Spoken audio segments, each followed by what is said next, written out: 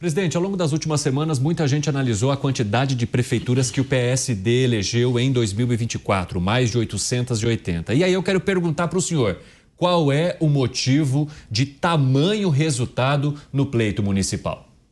Primeiro é ter bons candidatos, não é?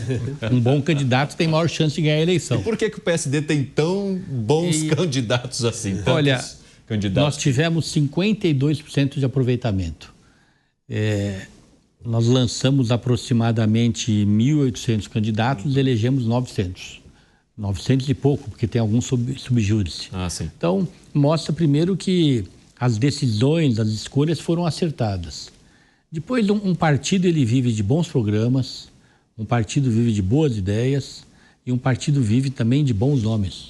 O PSD hoje tem bons nomes, bons líderes, porque os líderes também fazem a cara do partido.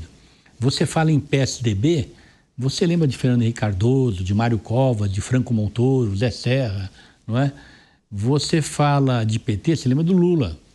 Você fala de PSD hoje, você lembra do Topázio em Florianópolis, você lembra do Ratinho Júnior, do Greca em Curitiba, você lembra agora do Eduardo Pimentel, você lembra do Eduardo Paes no Rio de Janeiro, do Pedro Paulo no Rio de Janeiro, do Fuad Noman em Belo Horizonte. Você lembra da parceria, que é importante registrar, com o governador Tarcísio, que o PSD foi o partido que abraçou o Tarcísio, foi o único partido que definitivamente na campanha de governador abraçou o Tarcísio.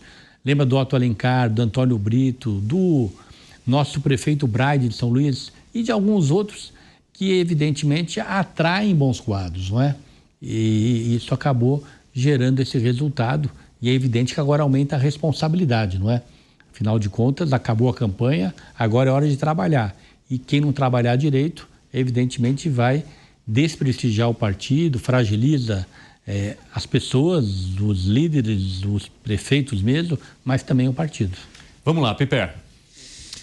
Então, presidente, bom, enfim, eu queria saber do senhor o seguinte, volta a se discutir agora o financiamento privado de campanhas. E há vários dirigentes partidários, inclusive, defendendo que o financiamento privado tem que voltar, mas também que o fundo eleitoral seja mantido. Qual é a posição do PSD e do senhor em relação a isso? Eu não vou falar pelo PSD, porque isso não foi discutido ainda, mas eu sou radicalmente contra a volta do financiamento privado. Por quê? Não deu certo. Não deu certo porque ficou comprovado que, nem todas, evidentemente, mas as doações eram atreladas a benefícios futuros, não é? As denúncias de malversação, de malfeitos, de interferência indevidas, não é? Tudo isso aí comprovado. E o financiamento eleitoral, ele é mais democrático, mais justo, mais barato para o país, mais barato. Se você levantar e recuperar os dados de desvio de recursos nas operações aí dos últimos 15 anos, nós vamos observar que saiu muito caro para o país o financiamento privado. O financiamento eleitoral, ele só precisa melhorar cada vez mais a sua fiscalização, ela já é muito eficiente, mas sempre é bom melhorar, ser cada vez mais transparente, porque esse é o caminho que eu acredito que tá no rumo certo. Eu não tenho nenhum constrangimento de... Agora, se vier o privado, tem que acabar o público, não é justo. Mas nem o privado vai querer doar, vai ser... Aí vem aquele argumento, mas hoje tem caixa 2, que se puna, porque se vier o privado vai continuar tendo também o caixa 2. Presidente, mas o fundo eleitoral, primeiro boa noite, obrigado por estar aqui. O fundo eleitoral tem também um efeito de perpetuação de poder, né? Há vários estudos que mostram, de cientistas políticos, que, primeiro, pela destinação, ou seja, políticos que já têm mandato, naturalmente acabam recebendo mais verbas do fundo eleitoral, e isso tem um efeito de diminuição da renovação política. Essa eleição agora também foi marcada pelo alto índice de reeleições de prefeitos. O senhor não se preocupa com esse lado do fundo eleitoral? Não tem um problema de fechamento do sistema político e, com isso, um distanciamento do Estado da sociedade, no sentido de que se torna mais difícil que novas lideranças jovens entrem na política? Olha, nós fizemos um levantamento os índices de reeleição não eram muito diferentes no passado, não. O importante é que esses recursos sejam bem utilizados. Se o parlamentar, ou o prefeito, ou o governador utiliza bem os recursos, até porque ele foi eleito para fazer a gestão do recurso público. É inerente à democracia. Por que tem eleição? A eleição tem para que você escolha o parlamentar para fiscalizar o recurso e o executivo para executar. Ele que vai, é discricionário, vai definir para onde vai o recurso. Quem utiliza bem o recurso merece continuar. Existe reeleição, uma só, o que é importante, não é? Eu acho que não é esse o problema, não. O problema apenas é transparência para que as pessoas possam observar o bom uso do recurso público. Mas não precisa ter um critério de governança, por exemplo, na destinação do fundo eleitoral, na visão do senhor? Mas está sendo aperfeiçoado, né? Você vê neste ano, você teve 30% vinculado aos negros, né? Pretos ou pardos. Você tem 30% para as mulheres. Estamos caminhando, está melhorando. Não existe a liberdade total para utilizar esse recurso. Existe fiscalização dos meios de comunicação, dos próprios candidatos fiscalizando o que está sendo direcionado para o outro. Eu volto a dizer, eu não tenho nenhum constrangimento de defender, com muita fiscalização e com muita transparência. E tem tido. E dá para melhorar.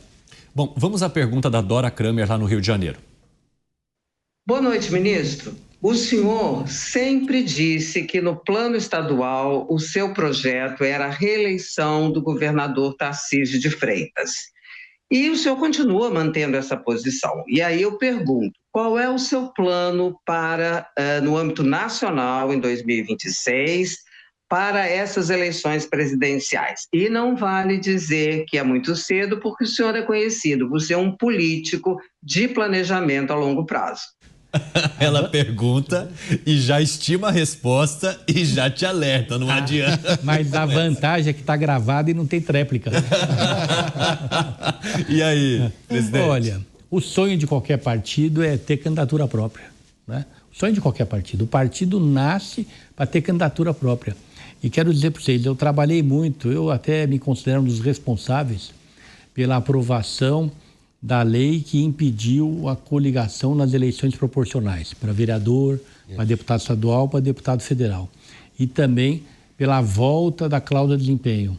E hoje estou entre aqueles que defendem o fim da coligação nas majoritárias, para prefeito, para governador, para presidente, porque eu acho que é uma excrescência da democracia brasileira. Existe um partido para apoiar o candidato de outro partido. A lei permite, não é ilegal, mas tem uma pontinha de esquisitice. Não vou dizer nem imoralidade, porque seria uma agressão, e até porque eu também já participei de diversas coligações majoritárias, porque se a lei permite, às vezes é uma arma que você pode usar para ganhar as eleições. Mas não é adequado. Então, independente de continuarmos ou não com a coligação majoritária, até porque se for proibida, será para ter aplicação daqui a alguns anos, não na eleição seguinte, o PSD, como sempre, vai se esforçar para ter candidatura própria. Vocês se recordam, eu mesmo aqui na Jovem Pan, várias vezes vim aqui nas últimas eleições presidenciais defender, trazer o nome do Rodrigo Pacheco para que fosse o nosso candidato à presidência da República. Corri o Brasil defendendo o nome dele, ele também aceitando a missão de pré-candidato, até que diante da instabilidade do país, ele naquele momento, muitos questionando urna, muitos questionando uma série de acontecimentos que vivia o país, ele entendeu que seria mais útil ao país, continuando na presidência do Senado, compreendemos, evidente, até porque era uma decisão dele, e continuamos insistindo na candidatura própria, tentamos Eduardo Leite, vocês sabem disso, não foi possível, em cima da hora ele acabou recuando, teve lá os seus motivos, também tem o nosso respeito, até que resolvemos liberar, o partido não teve candidatura. Nessa eleição, não vou afirmar aqui que vamos ter candidatura própria, mas eu torço para que tenha circunstâncias e se tiver, a gente tem já um pré-candidato que se coloca à disposição, que é o Ratinho Júnior. Não vou falar aqui que ele será nosso candidato, mas acho que qualquer partido ele deve trabalhar para ter candidatura própria. Isso é muito importante, porque é só um candidato do partido para levar o programa do partido, para levar as propostas do partido, para mostrar as realizações do partido nos planos municipais, estaduais e também federal. O senhor em nenhum momento vislumbrou a possibilidade do próprio Tarcísio migrar para o PSD, por exemplo? Eu acredito que não. Eu tenho feito é um sonho qualquer partido ter o Tarcísio, mas eu não tenho visto nenhuma manifestação dele de desconforto com o seu partido republicano. Portanto, eu levantar essa hipótese seria até uma desconsideração com o próprio governador e com o próprio republicano. Mas que é evidente que se um dia ele sair do partido, o primeiro que vai bater na porta lá vai ser eu.